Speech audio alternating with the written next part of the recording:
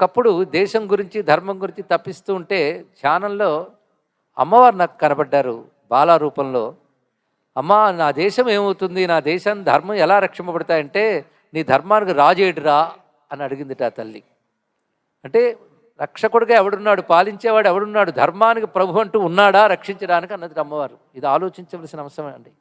ఎందుకంటే ప్రతి వారికి వారి ధర్మాలకు దేశాలు ఉన్నాయి. ఈ దేశానికి స్వాభావికమైన ధర్మం ఉందో ఆ ధర్మానికి ఇది ధర్మదేశం అని చెప్పబడే పరిస్థితి కూడా లేదు. ఇలాంటి సమయంలో ఈ దేశానికి ఒక రాజు కావాలి. కొత్తగా రాజు ఎవరు ఉంటారు, ఎవడు రాజు వాడే మన రాజుగా గుర్తించాలి. అది భగవంతుడు తన విశ్వాన్ని తానే రక్షించుకుంటాడు అనుకోవడానికి లేదు. విశ్వాన్ని రక్షించమని విశ్వేశ్వరుని ప్రార్థన చెయ్యాలి. ఎందుకంటే రావణాదులు విజృంభించినప్పుడు విష్ణువు రక్షించుకుంటాడు నూరుకోకుండా దేవతలు ఋషి వెళ్ళి ప్రార్థించారు. అది మరువరాదు. వాడు ప్రార్థిస్తేనే విష్ణువు రాముడై వచ్చాడు. ఎందుకంటే పరమాత్మకి అన్నీ ఒకటే. ధర్మం వల్ల లోకం క్షేమంగా ఉంటుంది గనక ధర్మాన్ని రక్షించవలసిన ఉందయ్యా అని స్వామి గుర్తు చేసి ఆయనకు పట్టాభిషిక్తం చేసి పూజించవలసిన బాధ్యత ధర్మాభిమానులందరికీ ఉన్నది. అది ఇక్కడ జరుగుతోంది. అది ఆనందకరమైనటువంటి అంశం. అదేవిధంగా ఒకప్పుడు సద్గురువులు కేదార్నాథ్ వెళ్ళినప్పుడు పరమేశ్వర దర్శనమైతే ఏం కావాలి అంటే నీ రాజ్యం కావాలన్నట్టు సద్గురువులు. ఇది ఆలోచించవలసింది. శివరాజ్యం వస్తేనే ధర్మం ప్రతిష్ఠింపబడుతుంది. ఇది ఒక సూక్ష్మమైనటువంటి అంశం.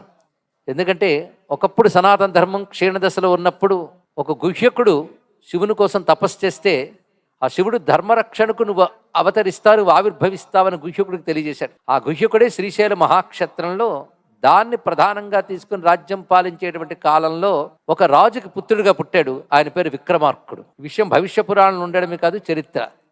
ఆ విక్రమార్కుడు తర్వాత ఉజ్జయిని అవంతి నగర సామ్రాజ్యం అధిపతిగా ఉంటూ అఖండ భారతదేశాన్ని పరిపాలించాడు. సనాతన ధర్మాన్ని నెలకొల్పాడు. ఆయనకు ఆ బాధ్యత అప్పచెప్పింది పరమేశ్వరుడు, సదాశివుడు మరువరాదు. అలాగే సమర్థ రామదాసే శిక్షితుడైన ఛత్రపతి శివాజీ కూడా శివప్రేరితుడే. అందుకే శివానుగ్రహం వల్ల మళ్ళీ సనాతన ధర్మంతో కూడిన భారతదేశం వర్ధిల్లాలి. సనాతన ధర్మానికి విజయం సిద్ధించాలి. సనాతన ధర్మంతో పాలించే వారికి జయం కలగాలి.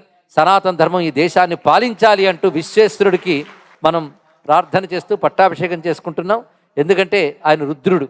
రుద్ర అనే శబ్దమే పరమేశ్వర అనే భావాన్ని మనకు తెలియజేస్తున్నది. నిన్న మనం చెప్పుకున్న మొత్తం సారం ఒక్క మాటలో గుర్తుపెట్టుకోవాలంటే ఘోరం అఘోరం శివం. ఇందులో మొత్తం ఉన్నదండి. రుద్రుడు అనగా ఘోర అఘోర శివ అనబడే తత్వమే రుద్రుడు. రుద్ర శబ్దానికి ఘోరార్థం మనం చెప్పుకున్నాం. ఘోరార్థం అంటే ఏడిపించువాడు అని అర్థం. ఇక అఘోరార్థం ఏమిటంటే ఏడుపును పోగొట్టువాడు. దుఃఖము సుఖము ఈ రెండూ కలిగించేవాడెవడు, వాడు పరమేశ్వరుడు.